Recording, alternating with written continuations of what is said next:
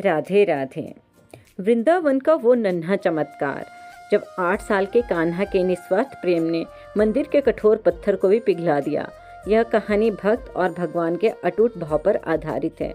वृंदावन से कुछ दूर पर एक शांत गांव के छोटे से मंदिर में पंडित श्यामदास जी सेवा करते थे।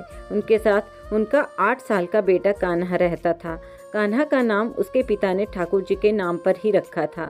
वह बालक दिन भर मंदिर के प्रांगण में खेलता और अपने पिता को बड़ी श्रद्धा से ठाकुर जी की सेवा करते देखता।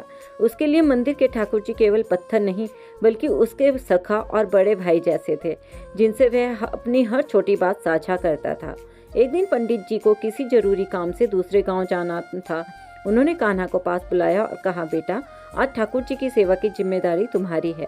समय पर उन्हें स्नान कराना, दोपहर में भोग लगाना मत भूलना।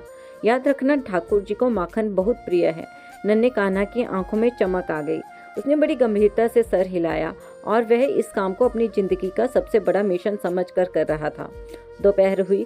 कान्हा ने शुद्ध मन से ताजा माखन निकाला और एक सुंदर मिट्टी के बर्तन में भरकर ठाकुर जी के सामने रख दिया।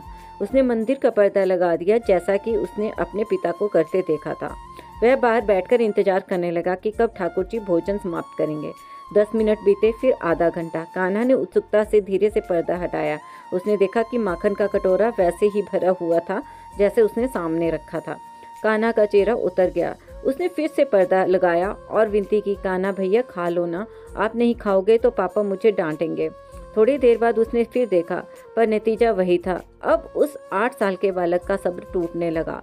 उसकी आंखों में आंसू भर आए। उसे लगा शायद वह एक अच्छा बच्चा नहीं है, इसलिए भगवान उससे नाराज है। वह रोते हुए प्रतिमा के चरणों में गिर पड़ा और बोला, मुझे पता है मैं छोटा हूँ, मुझे पूजा करना नहीं आता, पर क्या आप मुझे प्यार नहीं करते? क्या मैं गरीब हूँ इसलिए आप मेरे हाथ का माखन नहीं खा रहे हैं? अगर आपने आज नहीं खाया तो मैं कभी कुछ नहीं खाऊंगा।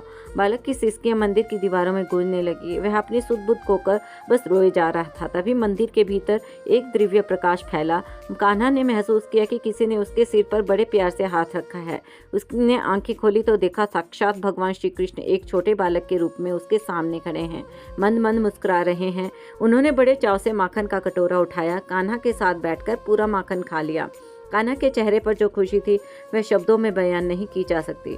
शाम को पंडित जी लौटे तो उन्होंने देखा कान्हा मंदिर के द्वार पर शांत बैठा है और उसके चेहरे पर एक अलौकिक चमक है। पंडित जी ने जब भोग का बर्तन देखा तो पूरी तरह खाली था। उन्हें लगा शायद किसी बिल्ली ने खा लिया होगा, पर जब उन्होंने कान्हा से पूछा तो उसने मासूमियत से कहा कि पिताजी, ठाकुर जी ने मेरे साथ बैठकर माखन खाया और उन्होंने यह भी कहा कि अब से मैं ही उन्हें भोग लगाऊंगा।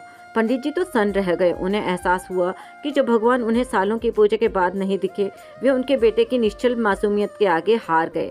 सीख यही है कि भगवान को पाने के लिए पांडित्य या बड़े बड़े अनुष्ठानों की जरूरत नहीं होती। वे तो केवल उस सच्चे और निश्चल भाव के भूखे होते हैं जो एक बच्चे के हृदय में होता है। राधे राधे।